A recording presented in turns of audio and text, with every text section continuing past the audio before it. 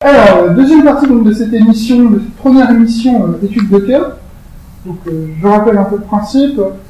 Vraiment, on va essayer d'interroger dans cette émission des personnes qui font des actions pour promouvoir ou pour s'opposer à une réforme législative ou à une loi qui est passée.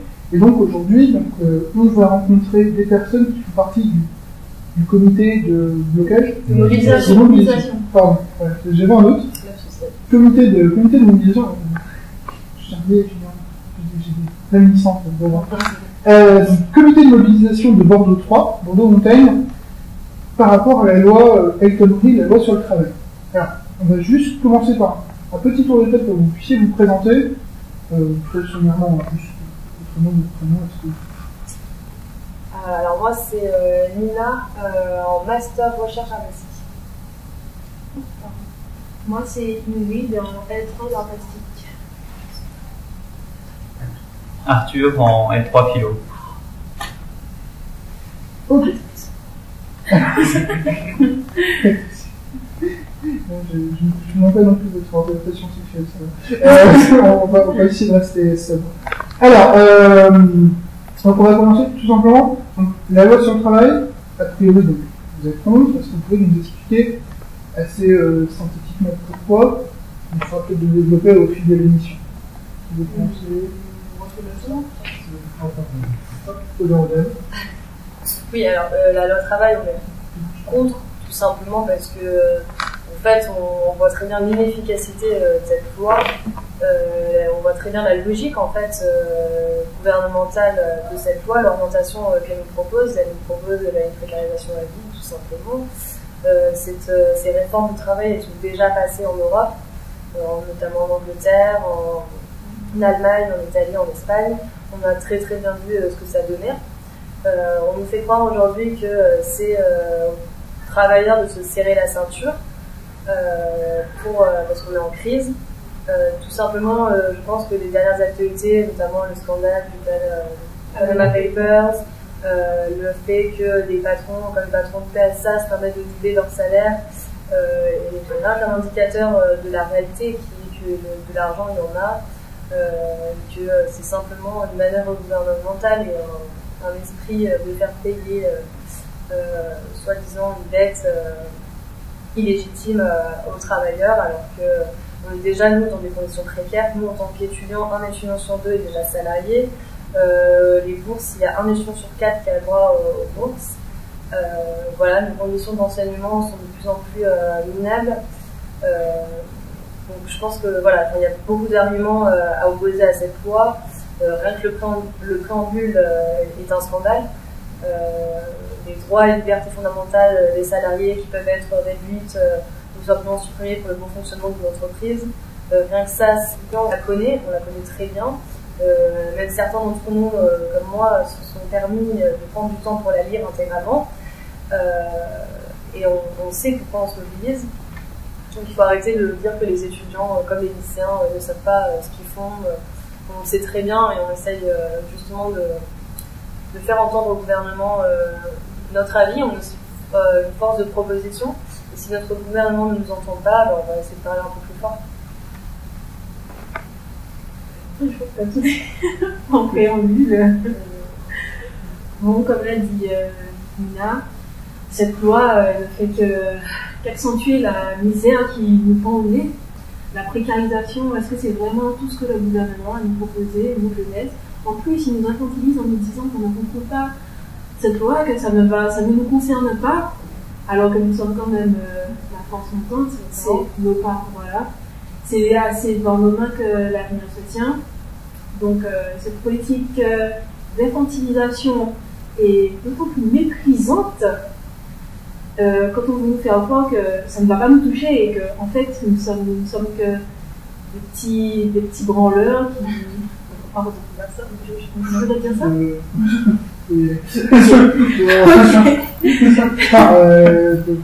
on a des oreilles jeunes et naïfs qui peuvent pas écouter, mais bon, voilà. Donc, merde, du coup, j'utilise pas comme ça. Pardon. des petits idiots. Voilà, des petits idiots qui manifestent dans la rue tout simplement parce que nous n'avons pas envie d'aller étudier ou quoi que ce soit. Ce qui est en plus totalement contradictoire parce qu'il y a quand même pas mal de personnes, notamment sur Bordeaux-Tois, qui certes ne sont pas d'accord avec cette loi, mais ne sont pas pour des manœuvres, on va dire, violentes, qui pourraient être qualifiées comme violentes, type blocus ou grève totale, quoi. D'ailleurs, je vais juste en profiter, comme ça a été dit dans la précédente interview, pour bien marquer que, et là je pense qu'on sera tous d'accord, qu'on condamne les agissements qui avaient eu lieu à Bordeaux, sur le site de la Victoire, où un amphi avait été dégradé. Ils n'ont pas vu les photos, je ne peux pas dire ce qu'ils n'ont pas vraiment, mais a été dégradé pendant ensuite à une manifestation qui ce n'est absolument pas quelque chose qui a été demandé par quelqu'un comité ou quoi, c'était des agissements extérieurs, de faits marginaux et qui bien sûr sont condamnés et condamnables. Alors, le comité de mobilisation de Bordeaux-Montaigne a décidé de ne pas prendre position sur autre chose que les dégradations. Donc, clairement, on déplore, on condamne les dégradations matérielles. Par contre, nous ne prenons pas position sur les agissements d'individus ou de groupes. Non, c'était sur les dégradations. Les dégradations. Voilà, qui avaient été. Non, mais qui ne sont pas là d'un comité, de quelqu'un qui est dans mon groupe qui aurait demandé est-ce que. C'est pas par exemple le comité de mobilisation qui a demandé est-ce qu'il y a un amphi qui soit dégradé. C'était des éléments marginaux, personnes qui ont décidé de. Après, je pense que je peux marginaliser les gens. Oui, dans le sens où c'est pas mot. Par rapport à pourquoi on est contre la loi, je pense qu'il y a quand même beaucoup de choses qui ont été dites. Je voudrais juste rajouter quelque chose par rapport au fait que cette loi, elle va pas créer d'emploi du tout. C'est une fumisterie sans nom. Je fais attention au langage. Et donc oui, c'est une arnaque complète. Et on voit bien que de toute façon, depuis la crise de 2008 et même avant, il y a eu énormément de cadeaux qui ont été faits au niveau financier pour justement, soi-disant, permettre des investissements. Et à part des investissements financiers qui du coup ne créent pas du tout d'emploi, pas d'ouverture d'usine, pas d'ouverture d'entreprise ou quoi, à part ça, il n'y a jamais eu vraiment d'investissement. Et donc on se retrouve avec des lois qui sont censées créer de l'emploi en aidant les patrons, les entrepreneurs en général, les actionnaires, et à créer de l'emploi, et ça n'est pas du tout réalisé. Donc cette loi, ce sera pareil, ce sera juste une aide de plus apportée au patronat sans que ça profite à qui que ce soit d'autre qu'à eux. Voilà. Alors je vous propose de passer de cette théorie qui a été dit sur la loi. Je pense que vous proposez de passer sur les actions qui ont été proposées par le comité de mobilisation. Est-ce que l'un d'entre vous peut nous faire une petite liste rapide des actions et ensuite on revienne peut-être sur les actions les plus emblématiques? Voilà. Du coup, le comité de mobilisation a essayé de beaucoup axer ces formes d'action, disons, sur de la pédagogie et des débats, des forums ouverts.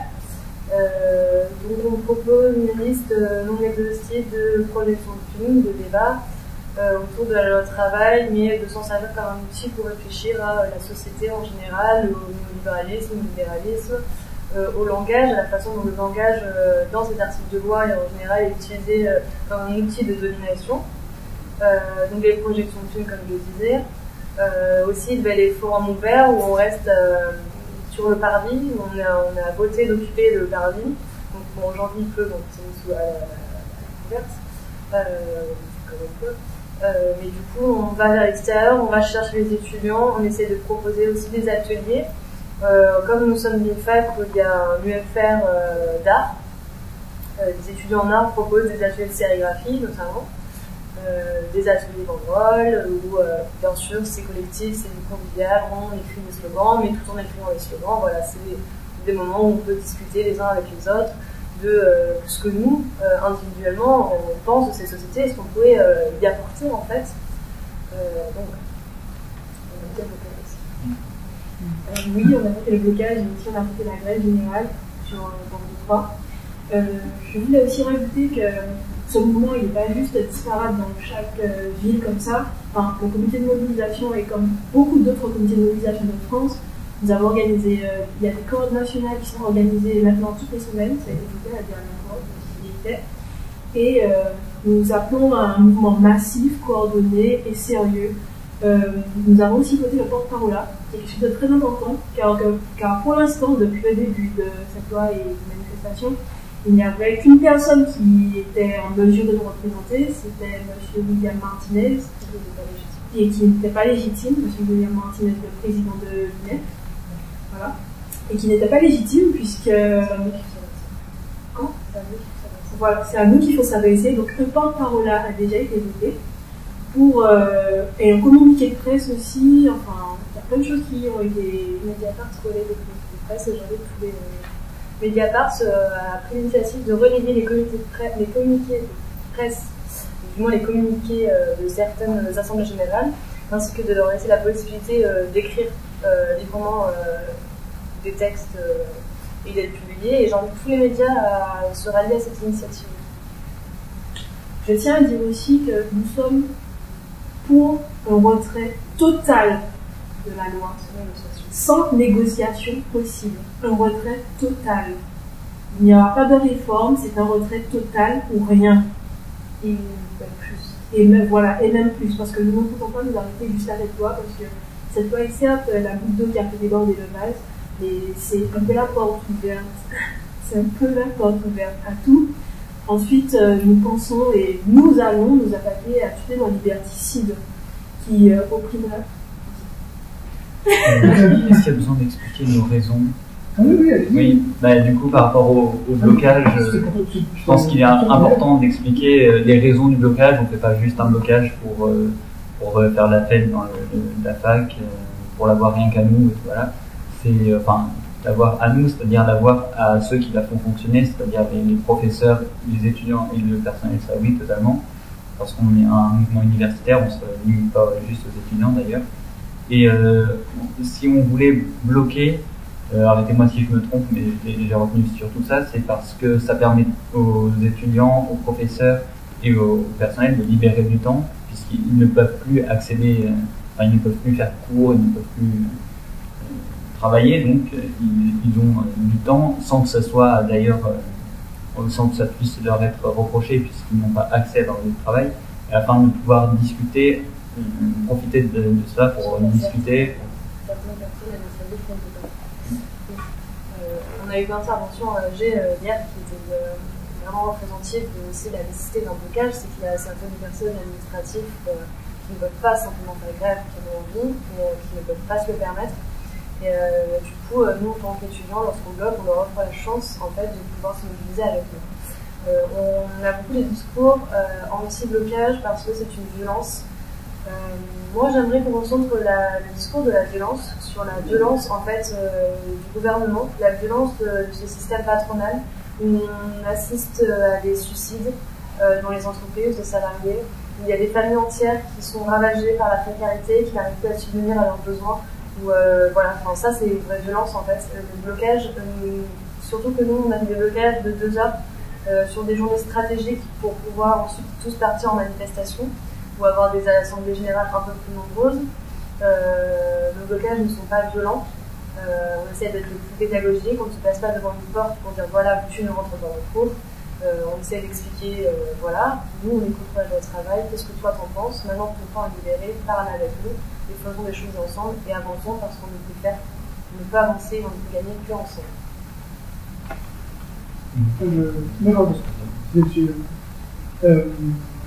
Donc, il y a aussi eu la grève qui a été votée. Est-ce que vous pouvez juste expliquer le contour? Est-ce que c'est la conséquence du blocage ou est-ce que c'est une autre... Alors, pour faire un blocage, déjà, il fallait qu'on soit en grève, tout simplement. Puis la grève, c'est, voilà, surtout au niveau des étudiants, une grève étudiante, ça peut être que symbolique, même si, bien sûr, comme je l'ai dit, on est un étudiant sur 2 avec salarié. La grève étudiante, c'est tout simplement le plus elle en cours. et donc réinvestir son temps de cours sur des temps de mobilisation. Alors par exemple, moi je suis en grève depuis 1 mois, donc je n'assiste plus à mes cours. À l'heure actuelle, je pense que j'ai raté mon année. Voilà. Surtout je suis en master, donc il y a des rattrapages, c'est bien mémoire, tout ça. Mais faire grève et rater mon année à l'heure actuelle, c'est ma place, elle n'est pas au TD. Ma place à l'heure actuelle, pour sauver mon avenir, pour construire mon avenir, n'est pas sur une feuille de cours. Elle est dans la rue, elle est tous les jours sur le parvis. Je ne vois pas l'utilité en fait d'aller en TD à l'heure actuelle pour gratter des heures et des heures pour avoir un petit diplôme qui va le système ne me fait rien. Et à l'heure actuelle, je suis révoltée, je suis indignée et mes efforts, je les fais encore plus que je ne les avais fait, mais je les fais pour construire un avenir meilleur. Et c'est dans la rue. Tu as employé le mot indigné, donc bien. Est-ce que vous pensez qu'il est possible que ce mouvement de contestation qui est devenu bouclé avec le travail, un peu le cristalliseur de cette énergie, puisse déboucher, comme ça fait le cas en Espagne ou en Grèce, sur un mouvement type Podemos, c'est plus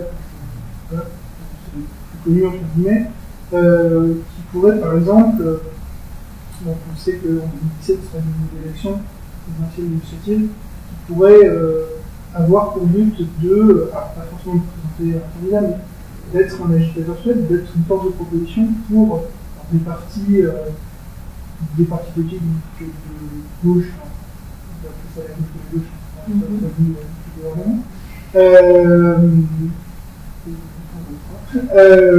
ou d'autres mouvements, mais est-ce que vous pensez que c'est une possibilité qui aujourd'hui est sur la table, qui peut être, vous avez parlé d'un porte-parole qui peut être une initiative d'approcher les thèmes? Mais oui, totalement, parce que pour l'instant, face au gouvernement, nous n'avons que quoi? 2 possibilités, la droite et la gauche, et en réalité la droite. Et bien sûr, le FN, mais bon, je préfère même pas compter ça, parce que bon, voilà. Je préfère pas compter ça. Donc, après, peut-être les personnes de M. Mélenchon. Je sais pas, moi je propose, parce que je me mets pas dans la gauche du gouvernement, donc. On va dire tout simplement que pour l'instant, nous avons été déçus par toutes les propositions qui nous ont été faites. On peut faire des Oui, d'accord. On a été déçus tout simplement par toutes les propositions qui nous ont été faites.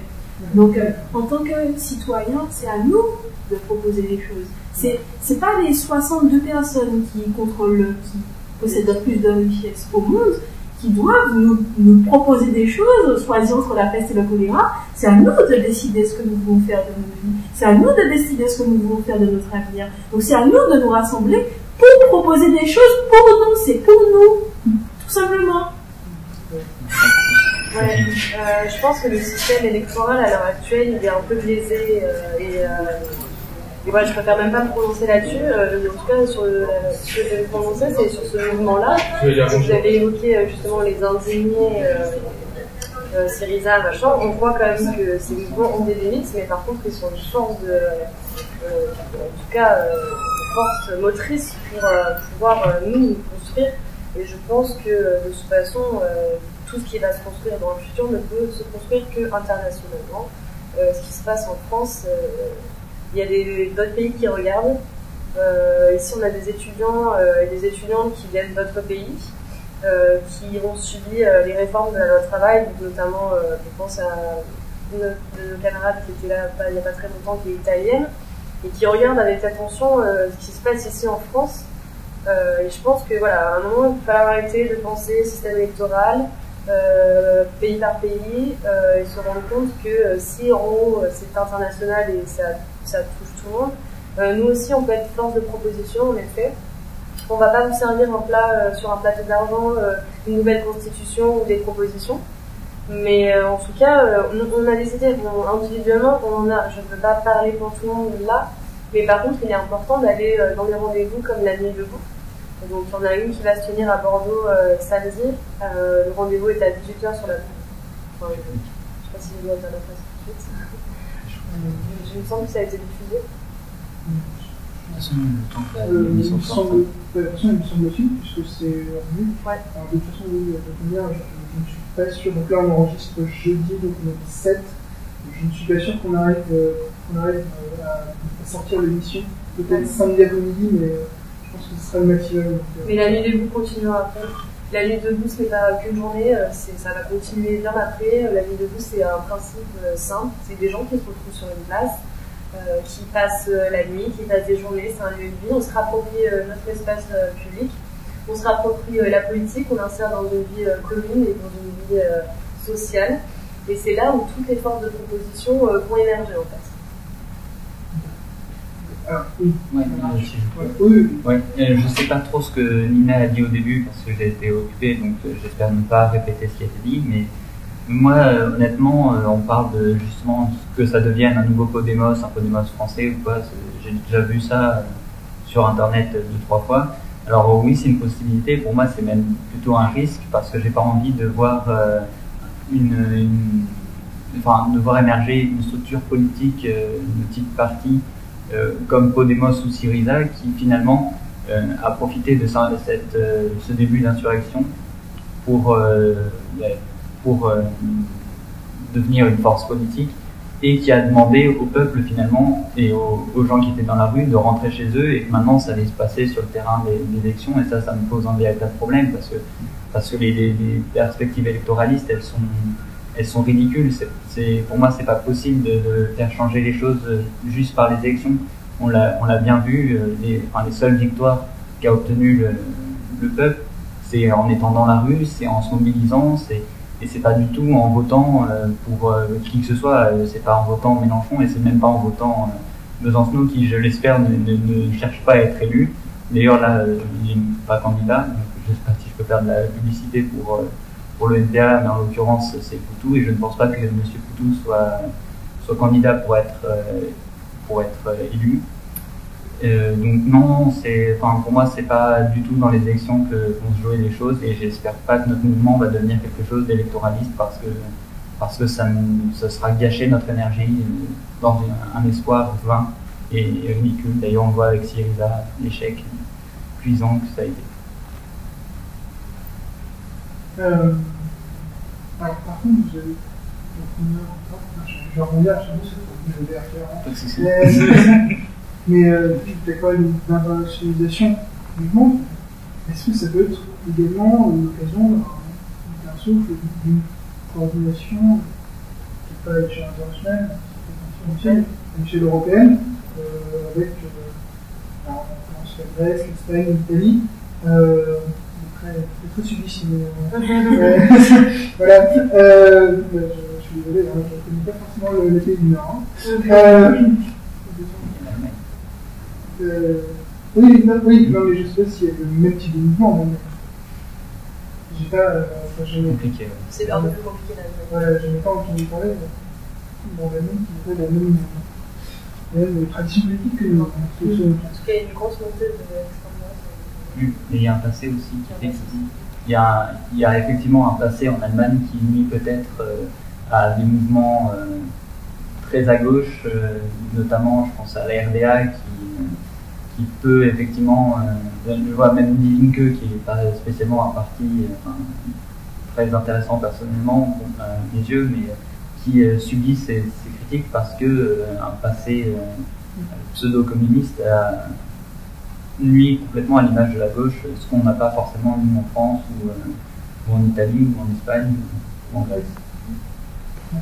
Mais est-ce que ça peut être l'opportunité d'un nouveau souffle de la construction européenne par le bas, entre guillemets, pour une fois? Je pense que ce mouvement, ça peut être l'étincelle de quelque chose de plus global. Ça peut être une vraie étincelle qui peut allumer le feu dans toute l'Europe. Je pense que ça serait vraiment important. Je pense que oui, l'Europe à l'heure actuelle, c'est une construction très critiquable, qui peut être quelque chose de très très bien. Enfin, les mouvements comme ça peut être absolument magnifique, seulement quand c'est pas aux mains de gens qui n'ont pas intérêt à ce que le peuple européen soit exploité. on voit justement que, comme je disais tout à l'heure, que les réformes de la loi travail sont passées dans l'Europe et ont créé un taux de précarisation énorme. Et je pense qu'en effet, maintenant, il va falloir que tous ces pays qui ont suivi ça se rallient à nous, et je pense qu'on peut y arriver comme ça aussi. Oui, je voudrais rajouter que déjà, on a déjà vu des unions plutôt de travailleurs entre les pays. Je pense au Conti, il me semble que c'est les continentales, quand il y avait eu une fermeture d'usine en France, les ouvriers allemands étaient venus soutenir le mouvement. Donc il y a quand même cet espoir effectivement de voir ressurgir une pensée au moins qui ne se borne pas aux frontières, donc oui, internationaliste ou au moins européenne. Et je pense que d'ailleurs c'est le seul espoir pour que l'Europe continue d'exister en tant qu'entité unie, parce que là on voit que l'espace Schengen est en train de mourir à petit feu, un petit peu, ça va bien vite d'un coup, je trouve. Mais et donc oui, il faut que pour ça qu'on réapprenne que cette société, c'est une société de combat, c'est une société de lutte, et non pas de lutte entre les Français, les Allemands, les Italiens. C'est une lutte qui doit être de travailleurs, c'est une lutte ouvrière, c'est pas une lutte, c'est pas du tout une lutte entre les pays qu'il faut qu'on mette en avant, parce que ça mène à des idées pourries. Donc il faut vraiment qu'on prenne conscience que l'ennemi, c'est pas le voisin. Voilà. Ouais, pour continuer dans ce que tu disais, en effet, cette mobilisation, certes, elle se passe site par site en France, donc par certaines facs qui se constituent elles-mêmes engagées, etc. Ou en coordination nationale après. Sauf que cette mobilisation, elle ne représente pas les secteurs, elle ne représente pas les facs. Elle représente des gens mobilisés, en fait, pour le même projet. Donc c'est pas Bordeaux 3 qui est en grève, et Bordeaux 2 qui est en grève, Nanterre qui est en grève, non, c'est des gens tous ensemble qui sont répartis dans certains secteurs, mais qui tous ensemble ont le même but commun. Et ça doit aussi, ce même but commun doit aussi s'élargir dans toute l'Europe, dans tous les secteurs, les facs, les entreprises, salariés, retraités, chômeurs. On a le même but, donc c'est primordial de pouvoir réussir vraiment que comme ça. Et alors, j'ai juste demandé une action sur le site de Bordeaux 4, sur face.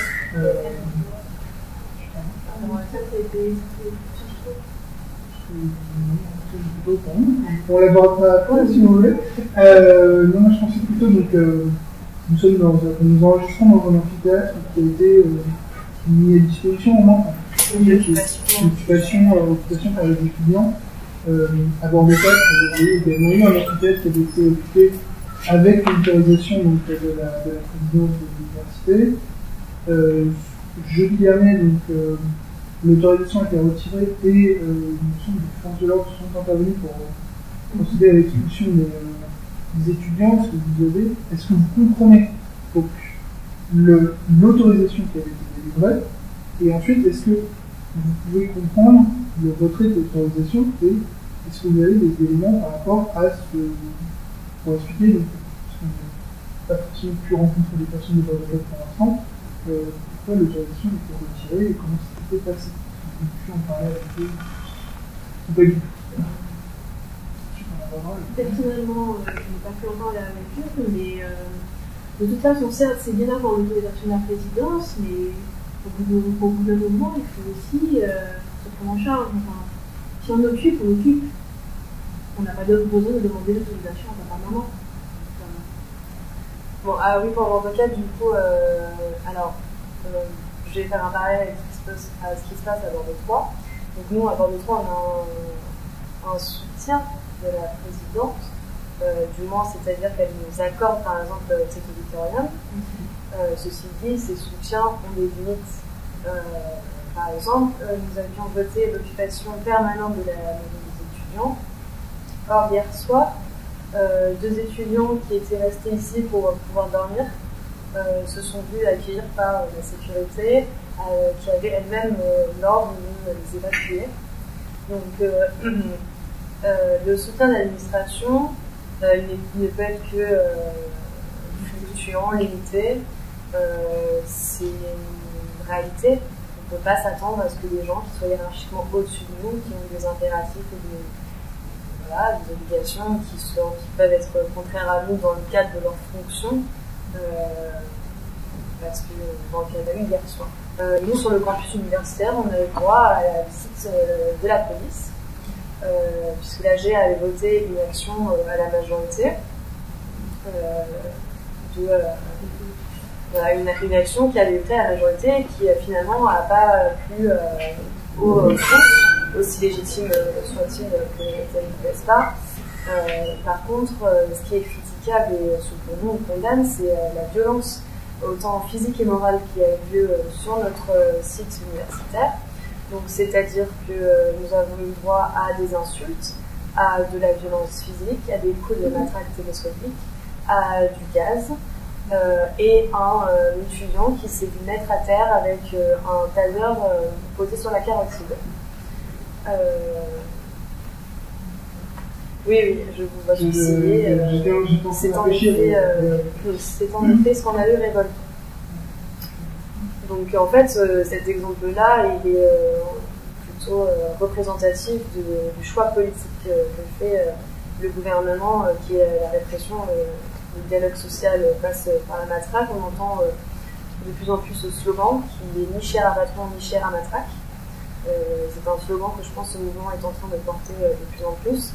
Quand on voit les répressions policières qui ont lieu à Paris notamment, ou à Rennes, ou Nantes, à Lille, quand on voit que notre cher Manuel Valls se permet de répondre à une manifestante, à une personne mobilisée contre la loi travail, qui lui signifie qu'elle n'en veut pas, de lui répondre « eh ben vous l'aurez », j'ai envie de répondre « eh ben la révolte aussi, vous l'aurez, monsieur ».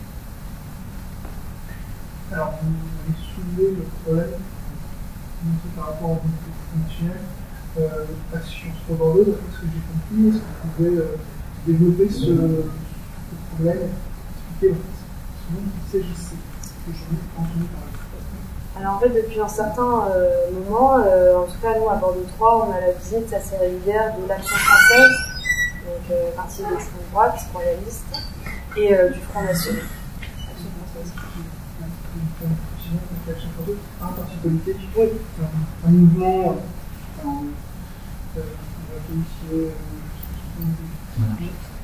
oui, aujourd'hui, comme ça, sur ce qui est pour eux, qui est ni-éducatif, ni-action, voilà. Promotion qui était à une époque un journal, qui a connu des juristes pour le célèbre arrêt Action française,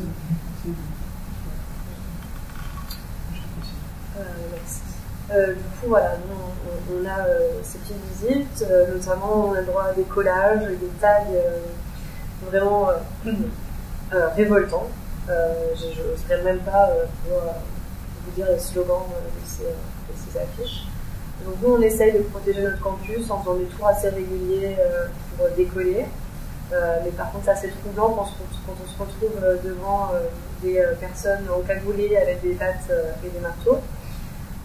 Donc en effet, cette montée est assez révoltante. Donc à Sciences Po, en effet, il y a une réforme qui est passée dans les conseils d'administration. Ici, à Bordeaux 3, on a le syndicat uni de droite qui est actuellement en train de biffer, qui a des méthodes de recrutement et des méthodes pour baguer les... En fait, actuellement, il y a des élections pour les conseils. À l'heure actuelle, UFR Humanité et Gang. Donc, l'UNI, c'est un état de droite. Ça pue, quoi. Oui, c'était une terme différent que j'avais tracté. Voilà. Donc, l'UNI scande assez facilement qu'ils sont contre le travail. Ce qu'ils ne disent pas, c'est qu'ils sont contre le travail parce que pour elle ne va pas assez loin. Parce que pour elle n'est pas assez libérale. Et qu'ils sont d'ailleurs contre le voile dans les facultés et plein de choses comme ça assez révélantes. Ils ont eu l'occasion d'exclure une vidéo précédente à notre niveau. une autre intervention par rapport à l'intitulé poursuivre. Je me suis pas sûre qu'on peut voir Voilà, sur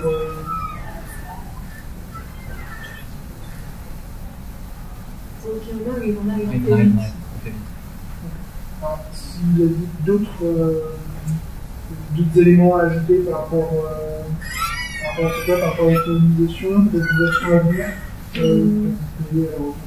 à venir par rapport à ça. On va se placer au début de semaine prochaine. Alors, on a les lycéens, tout comme les étudiants, appellent à se mobiliser quotidiennement, à faire des actions quotidiennes. Si on peut rajouter une chose, c'est qu'on est solidaire avec toutes les personnes mobilisées contre cette loi de travail, qu'on ira jusqu'au bout, et qu'on appelle à ce que tout le monde défende ses droits, prenne conscience de la force qu'ils ont en eux en fait, et que c'est à eux de définir les conditions de leur avenir, et pas des gens au-dessus qui n'ont aucune conscience de la réalité du travail. Oui. Juste un petit truc, le gouvernement a été assez malin parce qu'il nous a pondu cette loi quelques semaines, même mois, juste avant les vacances, les grandes vacances, au moins il y a des facultés. Parce que le 49.3 est légal. Oui, mais et du coup, il nous. Tu veux le faire tout de suite ou... Non, vas-y, termine. Et donc oui, parce qu'ils savent très bien que si les étudiants se mobilisent en masse, ils vont entraîner avec eux les travailleurs, tout ça. Et donc ils avaient vraiment peur de ça. Et le calcul, c'était de le faire juste avant les vacances, comme ça nous surtout en vacances, c'est beaucoup plus difficile pour nous de nous mobiliser. Donc du coup, je tiens à adresser un message directement au gouvernement pour dire que même si on est en vacances, même si on a des moyens d'action qui sont limités après ça, on restera mobilisé, on continuera à se battre contre cette loi et contre toutes les lois qu'il a pu nous faire passer avant, et que c'est pas juste les vacances qui vont nous arrêter. Voilà. Alors, je ne sais pas si le gouvernement écoute cette vidéo, mais s'il l'écoute, je pense que le message est passé. Je vais t'avouer que pour l'instant, on est tout un petit peu petit. Peut-être sur la réaction que tu avais par rapport au 49.3. Le 49.3, c'est complètement illégal, c'est voilà. C'est ça, non, il me semble. Donc l'article 49, c'est un article qui permet en fait au gouvernement, devant l'Assemblée nationale, puisque c'est l'Assemblée qui a le dernier mot, de mettre en jeu sa responsabilité, et lorsqu'il met en jeu sa responsabilité, en fait, le vote de la loi ne se passe pas sur la loi, c'est sans étude d'amendement, se base sur le texte de la loi, mais sur la responsabilité du gouvernement. C'est-à-dire que si la confiance est accordée au gouvernement, la loi passe directement, et une constabilité. Si le vote engage la responsabilité du gouvernement, vote contre la confiance au gouvernement est démis par l'Assemblée nationale, et la loi ne passe pas. Alors, c'est arrivé une fois sous la Ve République, c'était le gouvernement. J'ai un autre, mais voilà, c'était sous le général de Gaulle. Ça a donné lieu à enfin, vous imaginez, voilà, le général n'a pas été très content, voilà, voilà, c'est une autre époque. Mais donc, oui, non, alors, c'est un principe qui est constitutionnel, qui n'a jamais été remis en cause, qui a été limité par la réforme de 2008, c'est-à-dire qu'il est limité au vote des budgets de la sécurité sociale, qui fait à peu près 8 occurrences dans l'année, et puisqu'il y a la loi de finances et qu'il y a la loi de finances rectificative. Et à une fois par an, en plus. Voilà. Qui, pour l'instant, en 2016, n'a pas été utilisé. Oui, 2015. Dans ma France, c'était 2015. C'était 2015, en effet. Voilà. Donc, j'ai pris dans c'était le temps de tout ça. Et pour ça, pour l'instant, 2016, sinon pas encore le cas. Voilà. Ah. Donc, je pensais que Très bien, mais c'est une information. Oui, mais on voit très bien la manœuvre gouvernementale, c'est bien. Non, mais ils sont peut-être au courant que nous sommes encore en mars, nous sommes le 39 mars à l'heure actuelle. Nous continuerons d'être en mars jusqu'au retrait de cette loi.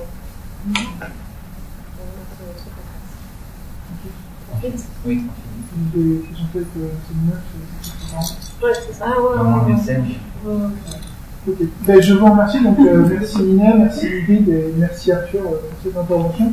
Et donc, on essaiera donc dans la prochaine émission de rencontrer des personnes de direction de l'université, de l'université, histoire de pouvoir avoir un point de vue sur cette question. Effectivement, les chances c'est pas aussi quelqu'un qui pourrait répondre cette toi. Merci. Voilà.